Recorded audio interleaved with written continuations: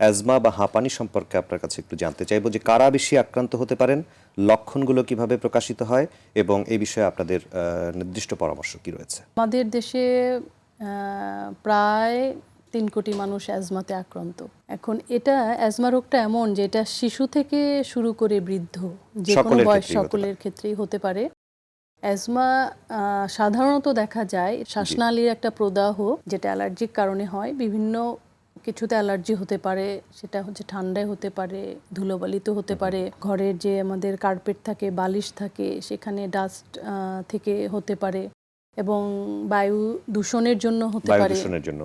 আর একটা হচ্ছে যে পোলেন, যে গাছপালা থেকে যে ফুলের রেণু বাতাসে ভেসে বেড়ায়, সেটাতে যদি কেউ অ্যালার্জিক হয় সেখান থেকেও হতে পারে। অ্যাজমা যখন কেউ অ্যাজমায় আক্রান্ত হয়েছেন বা হাঁপানিতে আক্রান্ত হয়েছেন তখন তার শ্বাসকষ্টের ধরনটি কিরকম হবে, কিভাবে আমরা বুঝবো যে তিনি অ্যাজমায় আক্রান্ত হয়েছেন? এটা খুব একটা ভালো প্রশ্ন বলেছেন। আমাদের দেশের রোগীরা অনেক সময় বুঝতেই পারে না যে তার অ্যাজমা হয়েছে। তার হয়তো ছোটবেলা থেকেই সে শ্বাসকষ্টে ভুগছে, কাশিতে ভুগছে। শুধু শ্বাসকষ্ট না, অ্যাজমাতে আসলে অনেকগুলো উপসর্গ একসাথে হয়। যেমন শ্বাসকষ্টের সাথে কাশি থাকে, বুকটা টাইট হয়ে আসে, এবং তার বুকের মধ্যে শ্বাস নেওয়ার সময় বাঁশির মতো আওয়াজ হতে থাকে, মনে হয় যেন বুকের মধ্যে বাঁশি বাজছে, এরকম মনে হয়। কিন্তু আমাদের জনসাধারণের একটা বিরাট অংশ যারা অ্যাজমাতে আক্রান্ত, তারা কিন্তু আসলে এই বিষয়ে সচেতন না। তারা জানেই না যে তার অ্যাজমা হয়েছে। তার হয়তো কাশি হলো, শ্বাসকষ্ট হলো, পাশের দোকান থেকে ওষুধের দোকানদারকে বলে কাশির ওষুধ খেলো, একটু হয়তো কমলো, কিন্তু পুরোপুরি সারলো না, এবং সে কিন্তু তার এই সমস্যাটা নিয়েই তার জীবন ধারণ করে। সে মনে করে এটাই যেন আমার জন্য স্বাভাবিক। হ্যাঁ, রাতে ঘুম থেকে উঠে যায় শ্বাসকষ্টের কারণে, কাশির জন্য তার যে নর্মাল দৈনন্দিন জীবনে কাজকর্ম সেটাও হয়তো কিছুটা ব্যাহত অনেকখানি হয়। বাচ্চারা স্কুল কামাই যায়, যারা বড় আছে অফিস যেতে পারছে না, বা একজন রিক্সাওয়ালা যিনি রিক্সা চালায়, শ্বাসকষ্ট উঠলে ওই কয়দিন টান উঠলে সে আর রিক্সা চালাতে পারে না, বলে কিন্তু আমাদেরকে যে আমার টানের কারণে আমি গত 1 সপ্তাহ রিক্সায় চালাতে পারিনি। হ্যাঁ, তার যে উপার্জন সেটাই ব্যাহত হয়। তার যে অ্যাজমা হয়েছে এই সচেতনতাটা না থাকার কারণে, কিন্তু অ্যাজমার কিন্তু সুচিকিৎসা আছে, এবং সেটা খুবই বলা যায় যে হাতের নাগালের মধ্যেই আমাদের দেশের মানুষের আছে।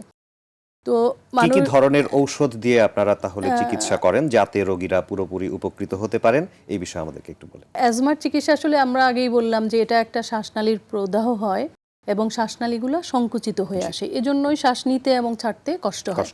তো এজন্য আমরা প্রদাহ কমানোর জন্য, মানে প্রদাহের বিপরীতে কিছু ওষুধ দিয়ে থাকি। তার যে শ্বাসনালী সংকুচিত হয়ে যায় সেই সংকোচনটাকে আবার প্রসারণ করার জন্য কিছু ওষুধ দিয়ে থাকি। এবং খুব মজার ব্যাপার হলো যে এই ওষুধগুলো বেশিরভাগই আমরা লোকালি দিয়ে থাকি। লোকালি মানে এই শ্বাসনালীতেই ওষুধটা দিই।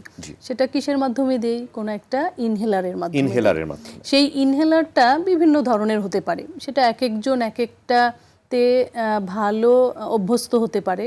যে কি ধরনের ইনহেলার তার জন্য ভালো হবে সেটা আমরা সেই পেশেন্টের সাথে বা রোগীর সাথে আলাপ করে তারপরে সেটা ঠিক করি। এবং এই ইনহেলারগুলোর ব্যবহার করার সুবিধাই হলো যে এটা একদম লোকালি কাজ করছে, যেখানে অসুখ সেখানে কাজ করছে, ব্লাডে যাওয়ার প্রয়োজন পড়ছে না, এবং খুব দ্রুত কাজ করছে, এবং ফুসফুসেই কাজ করছে, যেহেতু খুব তাড়াতাড়ি তিনি রিলিফ পাচ্ছেন বা সুস্থ হয়ে যাচ্ছেন, ভালো হয়ে যাচ্ছে, দ্রুত কাজ করছে, দ্রুত তার উপসর্গগুলো সেরে যাচ্ছে।